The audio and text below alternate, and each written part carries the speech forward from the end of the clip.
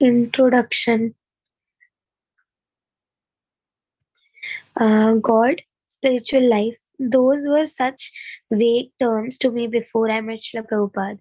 I have always been interested in religion, but before I met the Krishna conscious devotees, somehow I did not have the proper perspective perspective needed to inquire fruitively about spiritual life. The existence of a creator is only common sense. But who is God? Who am I? I had been to Hebrew school and had studied Oriental philosophy, but I could never get satisfying answers to my questions. I first heard the Hare Krishna mantra in Greenwich Village, New York in late 1968.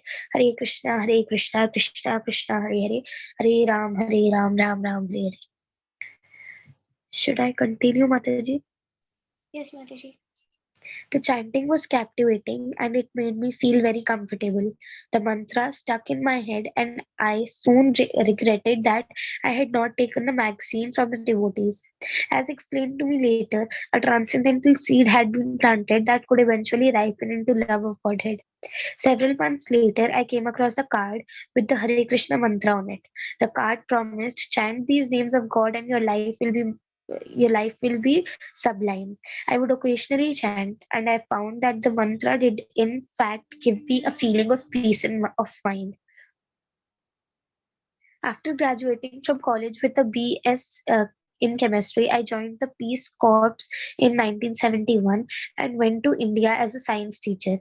In India, I inquired about the Hare Krishna movement. I was attracted by the chanting and integrated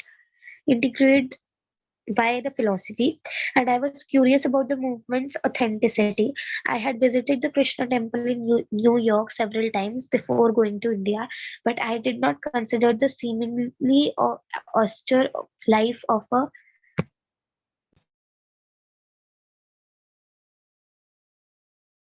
devotee for myself.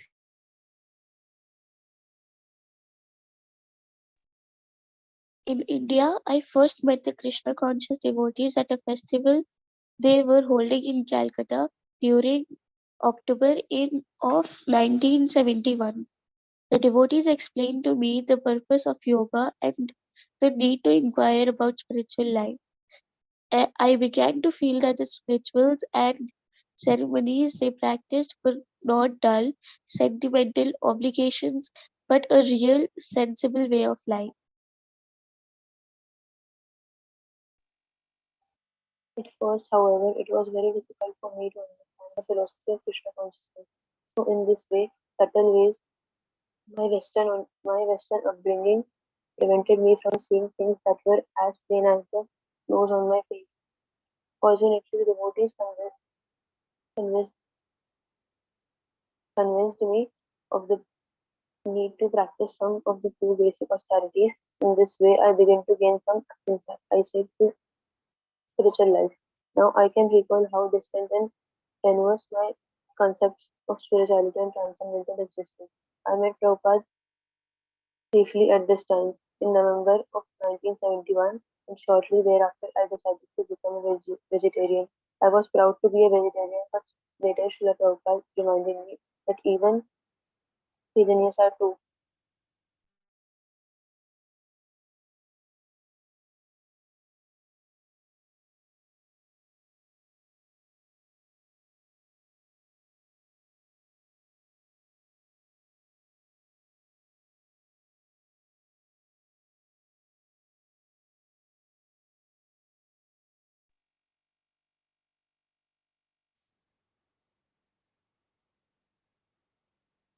Vaishnavi Mataji, will you read?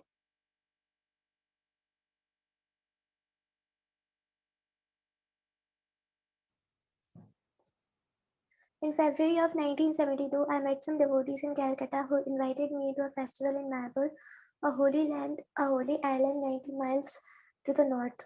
The festival was to be held in the honor of Lord Chaitanya Mahaprabhu, who is considered as an incarnation of Krishna himself. I had then been planning a trip to Nepal, but the Peace Corps denied the permission to leave India, and so I went to Mayapur. I left from Mayapur to stay for 2 days at the most, but I ended up staying a week. I was the only Western non devotee on the island.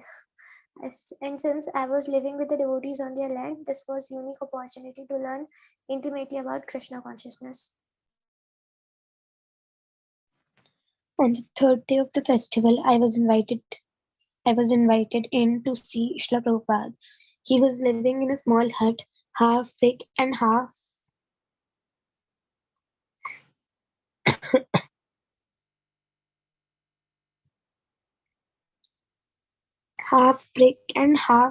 thatched with two or three pieces of simple furniture. Srila Prabhupada asked me to be seated and then asked how I was and whether I had any questions. The devotees had explained to me that Srila Prabhupada could answer my questions because he represents a disciplic succession of spiritual masters. I thought that Srila Prabhupada might really know what is going on in the world. After all, his devotees claimed this, and I admired and respected them.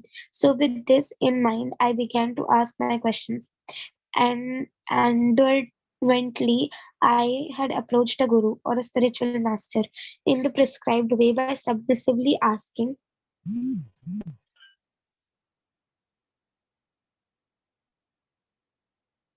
Mataji, please scroll, by submissively asking questions about spiritual life.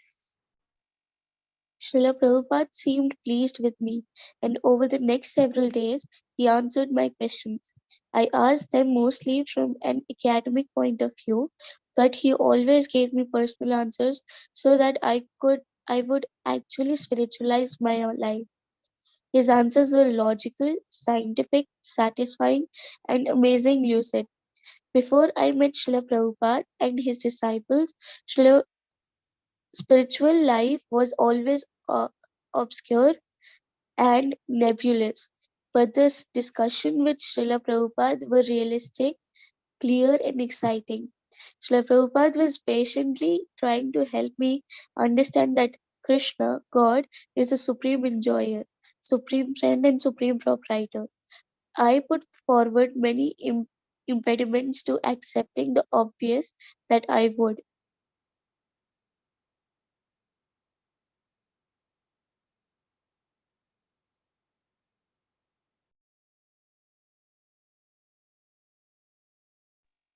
That I would have to become serious about God consciousness to understand God.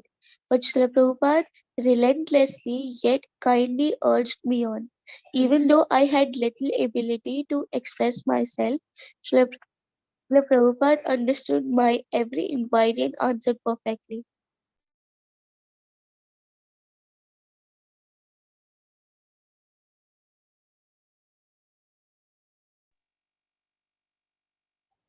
Krishna, the all attractive, February 27, 1972. Bob, what is a scientist? Srila Prabhupada, one who knows things as they are. Bob, he thinks he knows things as they are. Srila Prabhupada, what? Bob, he hopes he knows things as they are. Srila Prabhupada, no, he has he is supposed to know. We approach the scientist because he is supposed to know things correctly.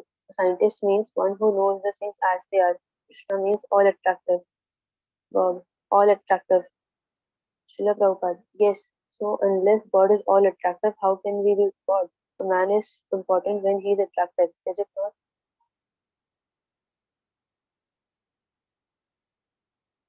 Is it so? Srila Prabhupada. So God must be attractive and attractive for all. Therefore, if God has any name, or if you want to give any name to God, only Krishna can be given. Bob. But why only name Krishna? Srila Prabhupada. Because he is all attractive. Krishna means all attractive. Bob. Oh, I see. Srila Prabhupada. Yes, God has no name, but by his qualities we give him names. If a man is very beautiful, we call him beautiful. If a man is very intelligent, we call him wise. So the name is given according to the quality. Because God is all attractive, the name Krishna can be applied only to him. Krishna means all attractive. It includes everything. God. But what about uh, but what about a name meaning all powerful? Yes, unless you are powerful, how can you be all attractive? Shyam Sundar, an American devotee, Srila Prabhupada's secretary. It includes everything, Srila Prabhupada, everything. He must be very beautiful, he must be very wise, he must be very careful, powerful, and he must be very famous. Is Krishna attractive to rascals? Srila Prabhupada. Oh yes, he was the greatest rascal also. How is that?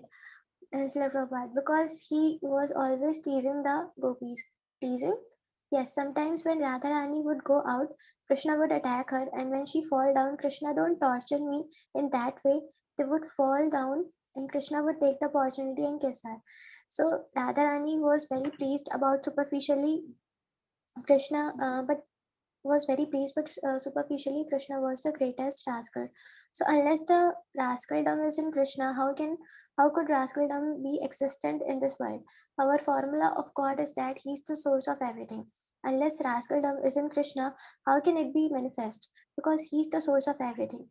But His rascaldom is so nice that everyone worships His rascaldom. But what about rascals who are not so nice? No, no, rascaldom is not nice. No, rascaldom is not nice, but Krishna is absolute. He is God. Therefore, his rascaldom is also good. Krishna is all good. God is good. Yes. And therefore, when he becomes a rascal, that is called good. That is also good. That is Krishna. Rascaldom is not good, but when it is practiced by Krishna, because he is absolute good, that rascaldom is also good. This one has to understand. Are there some people who do not find Krishna attractive? No, all people will find him attractive. Who is not attractive? Just give an example. This man or this living entity is not attracted to Krishna. Just find such a person.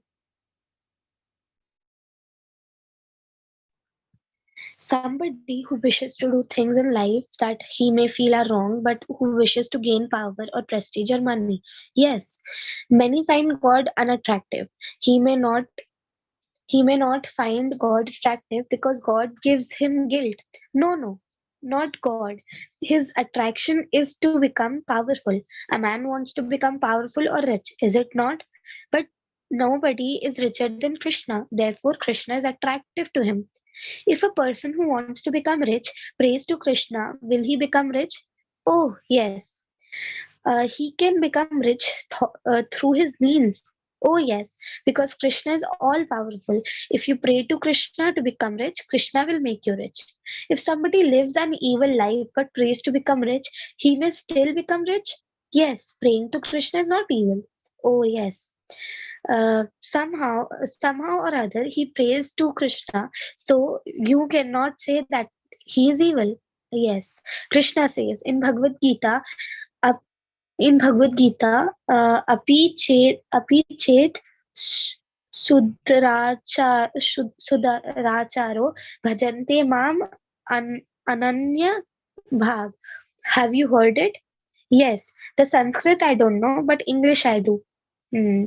Even if most evil man prays to me, yes, have he will be elevated. Yes, as soon as he begins to pray to Krishna, that is not evil. Therefore, he is all attractive.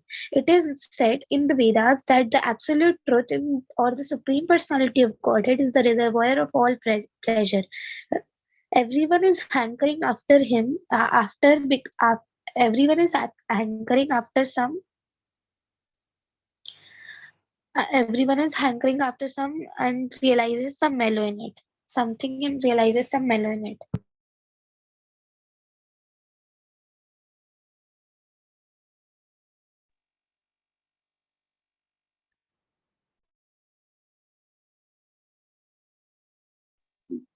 Bob, excuse me, Prabhupada, some mellow? Suppose a man is drinking. Why is he drinking? He is getting some mellow out of that drinking. A man is hankering after money because by possessing money he gets a mellow out of it. Bob, what does mellow mean? Prabhupada, to Shyam Sundar. How how do they define mellow? Shyam Sundar. Taste, pleasure. Bob, okay. Prabhupada. Pleasing taste.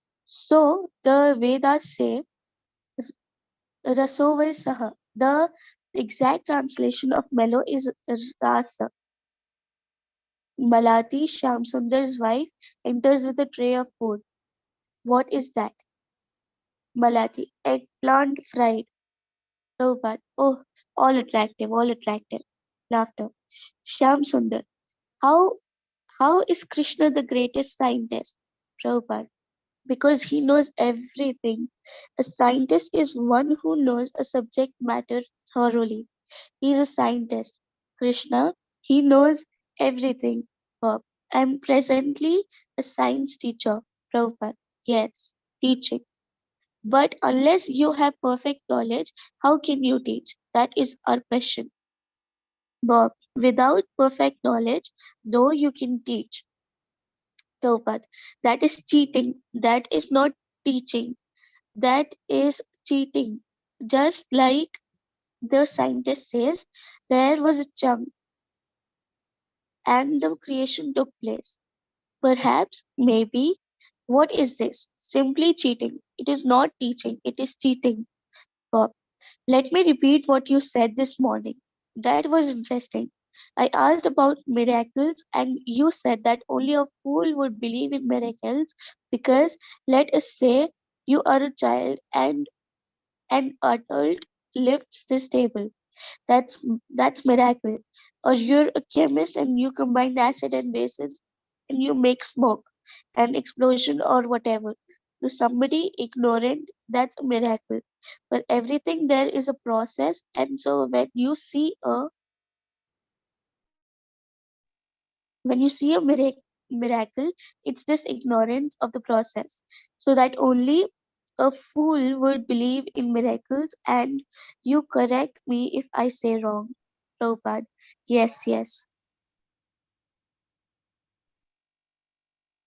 You said when Jesus came, the people then were somewhat more ignorant and needed miracles as aid. I wasn't sure if that's quite what you said, Prabhupada. Yes, yes, miracles are for the ignorant, Bob. I had asked in this relation to all the miracles men, on the miracle, to all the miracle men you heard about in India. Prabhupada. Krishna is the highest miracle man. Bob. Yes, Prabhupada. That is stated by Kunti. Bob. Without perfect knowledge, can can I not teach some things? For example, I may. Prabhupada. You can teach up to the point you know. Bob. Yes, but I should not claim to teach more than I know. Prabhupada. Yes, that is cheating. Shyam Sundara. In other words, he can't reach the truth with partial knowledge. Like Prabhupada. Yes, that is not possible for any human being. The human being has imperfect senses, so how can he teach perfect knowledge? Suppose you see the sun as a disk. You have no means to approach the sun. If you say that we can reach the sun by telescope and this and that, they are also made by you, and you are imperfect. So how can your machine be perfect? Therefore, your knowledge of the sun is imperfect. So don't teach about the sun unless you have perfect knowledge. That is cheating. Bob. But what about the teaching that is supposed to suppose that the sun is 93 million miles away? Srila Prabhupada. As soon as you say it is supposed, it is not scientific, Bob. But I think that almost all science then is not scientific, Prabhupada. Yes, that is the point, Bob. All science is based on, suppositions of this or that. Yes, they are teaching imperfectly, just like they are advertising so much about the moon. Do you think their knowledge is perfect? No. Then, what is the proper duty of the teacher in society? Let us say a science teacher. What should he be doing in the classroom? Classroom, you should simply teach about Krishna.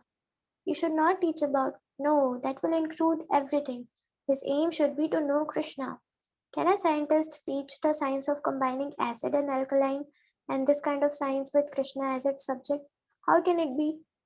If you, when one studies science, one finds general tendencies of nature, and these general tendencies of nature to a controlling force. That I was explaining the other day. I asked one chemist whether another, according to chemical formulas, hydrogen and oxygen linked together become water. Do they not? It's true. Now, there is vast amount of water in the Atlantic Ocean and Pacific Ocean. What quantity of chemicals was required? How much? Yes, how many tons? Many. So who supplied it? That was supplied by God. Somebody must have supplied it. Yes. So that is science. You can teach like that. Should one bottle 1 second.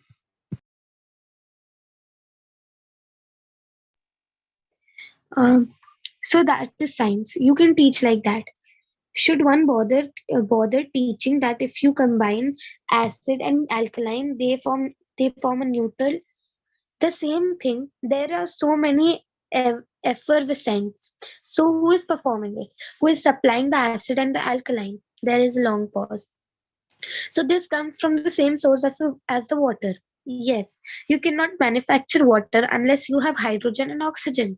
So here is a vast, not only this Atlantic or Pacific, there are millions of planets and there are millions of Atlantic and Pacific oceans. So who created this water with hydrogen and oxygen, and how was it supplied? That is our question. Somebody must have supplied it, otherwise, how has it come into existence? But should it also be taught how you make water from hydrogen and oxygen, the procedure of burning them together? Should this also be taught that is that is you burn hydrogen and oxygen together? That is secondary. That is not very difficult. Just like Malati made this puri, a kind of bread, so there is flour and there is ghee, clarified butter, and she made a puri. But unless there is ghee and flour, where is the chance of making a puri? In the Bhagavad Gita, there is this statement: water, earth, air, fire, they are my energies. What is your body? What is your body? This external body, that is your energy. Do you know that your body is made out of energy? For example, I am eating. Yes. So I am creating some energy and therefore my body is maintained. Oh, I see. So therefore your body is made out of energy. But when you eat the food, there is energy from the sun in the food. So I am giving an example. I am creating some energy by digesting the food, and that is maintaining my body. If your energy supply is not proper, then your body becomes weak or unhealthy. Your body is made out of your own energy. Similarly, this gigantic cosmic body, the universe, is made of Krishna's energy. How can you deny it? As your body is made out of the energy, similarly, universal body must be made by somebody's energy. That is Krishna. What is to follow? It is a fact. Your hair is growing daily. Why? Because you have some energy. The energy I obtain from my food. Somehow or other, you have obtained that energy. And through that energy, your hair is growing. So if your body is manufactured by your energy, similarly, the whole gigantic manifestation is made of God's energy. It is a fact. It is not your energy. Yes. Oh, I see that. Just like aren't the planets in the universe the sun's energy, a product of sun's energy? Yes, but you produce the sun. That is Krishna's energy. Because it is heat, and Krishna says, Bhumirapo Nalo Vayu. Heat, heat energy, heat, the heat Krishna, it is not your energy. You cannot say, the sun is made by me, but somebody must have made it. And Krishna says that he did. So we believe Krishna, therefore we are Krishnaites. Krishnaites, yes, our knowledge is perfect. If I say that heat is the energy of Krishna, you cannot deny it because it is not your energy. In your body, there is some certain amount of heat. Similarly, heat is someone's energy. And who is that person? That is Krishna. Krishna says, yes, it is my energy. So my knowledge is perfect. Because I take the version of the greatest scientist, I am the greatest scientist. I may be a fool personally, but because I take knowledge from the greatest scientist, I'm the greatest scientist. I have no difficulty. Excuse me. I have no difficulty in becoming the greatest scientist because I take the knowledge from the greatest scientist. There is a long pause. This earth, water, fire, air, ether, mind, intelligence, and ego, they are my eight separated energies. They're separated energies. Yes, just like this milk. What is this milk? The separated energy of the cow. Shamsundar and Bob stand to laugh his realization. Is it not?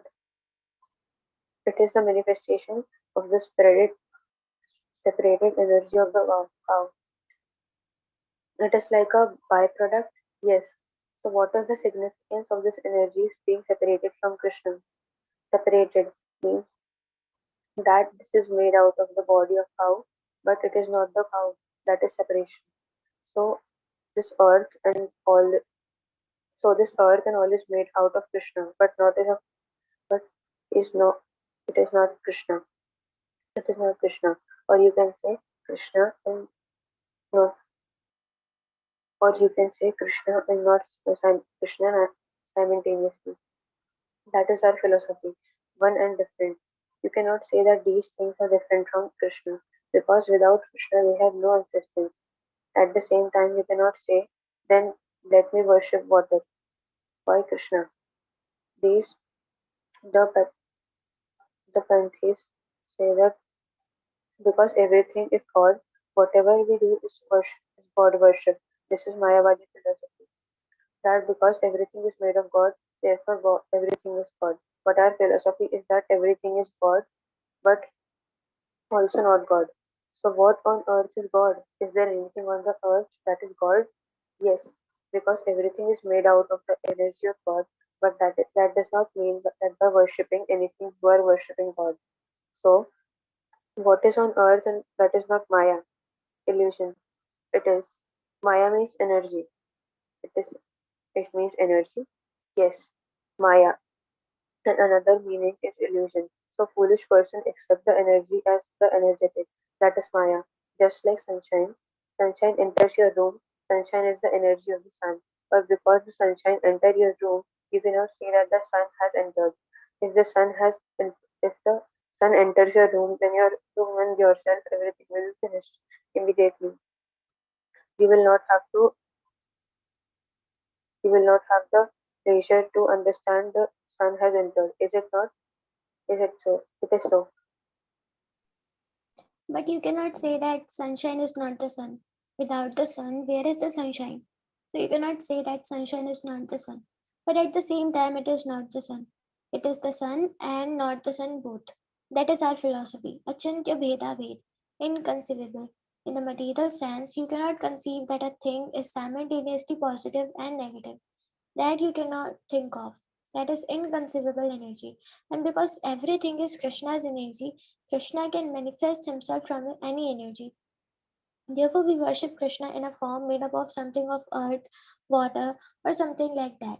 That is Krishna. You cannot say that it is not Krishna. When we worship this metal form of Krishna, the deity form in the temple, that is Krishna. That's a fact. Because matter is an energy of Krishna. Therefore, it is non different from Krishna. And Krishna is so powerful that he can present himself fully in his energy. So, this deity worship is not heantheism, heantheism. It is actually worship of God, provided you know the process. If you know the process, then the deity becomes Krishna. Not becomes Krishna, it is Krishna. The deity is Krishna, but only if you know the process. Yes, just like the electric wire, it is electricity. One who knows the process, he can derive electricity out of it. Otherwise, it's just a wire, just wire. So, if I build a statue of Krishna, it is not Krishna unless it is Krishna. But you have to know the process of understanding that it is Krishna. It is Krishna. It is not just earth and mud. No, earth has a separate existence without Krishna. Krishna says, my energy. You cannot separate the energy from the energetic. It is not possible. You cannot separate heat from fire, but fire is different from the heat, and heat is different from the fire. You are taking heat. That does not mean you are touching fire. Fire, in spite of emanating heat, keeps its identity. Similarly, although Krishna, by his different energies, is creating everything, he remains Krishna. The Mayavadi philosophers think that if Krishna is everything, then Krishna's separate energy, separate identity is lost. That is material thinking. For example, by drinking this milk little by little, when I finish, there is no milk. It has gone to my belly. Krishna is not like that. He is omnipotent. We are utilizing his energy continually. Still, he is there. A crude example um, is there present, just like a man begetting child unlimitedly, but the man is there. A crude example. It's not that because he has produced hundreds of children, he is finished. So similarly, God or Krishna, in spite of his unlimited number of children, is there. Purnasya Purnam Adaya Purnam Eva Vashishyate.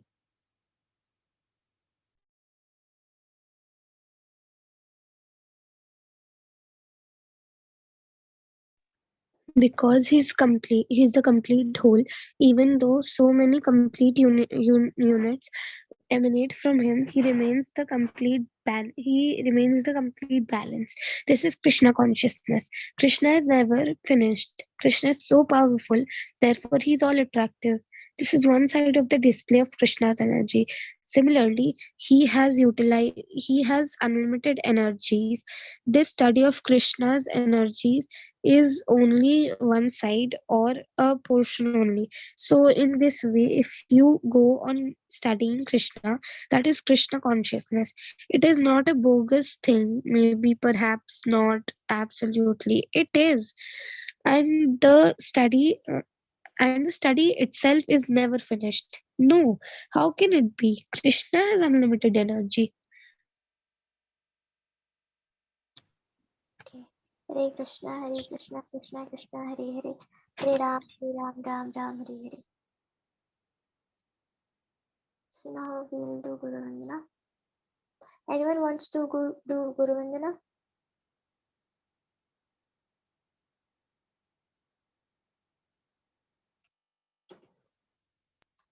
Okay, I'll do. Shri Prabhupada ki jai.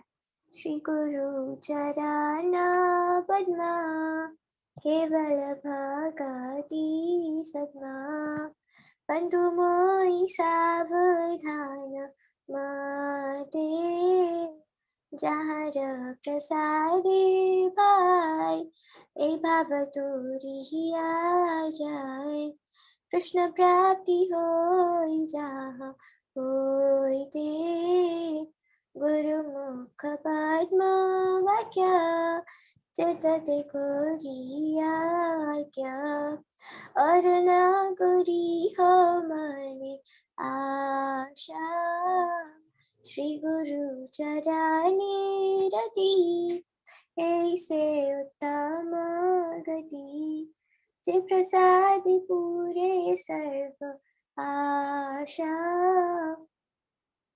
चक्षुदान दिलो जय जन्मे जन्मे प्रभु से दिव्य ज्ञान हृदय प्रकाशितो प्रेम भक्ति जहाँ होते अविद्या विनाश जाते हृदय गाय जहाँ चरितो श्री गुरु करुणा सिंधु अधम जनारा बंधु लोकोनाथ लोकेरा जीवना आहा प्रभु कोरो दया देह मोरे पद छाया निपिजास को सुत्रिभुवन श्रील प्रभुपाद पतित पावन जय गुरुदेवा जय गुरुदेवा गुरुदेवा जय गुरुदेवा जय जय प्रभुपाद प्रभुपाद प्रभुपाद जय श्रील प्रभुपाद नित्य गौर हरि बोल हरि बोल हरि बोल नित्य गौर हरि बोल.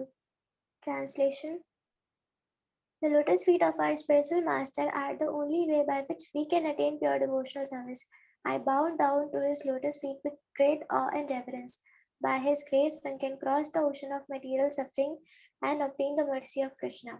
My only wish is to have my consciousness purified by words emanating from his lotus mouth. Attachment to his lotus feet is the perfection that fulfills all desire. He opened my darkened eyes and fills my heart with transcendental knowledge. He is my Lord birth after birth.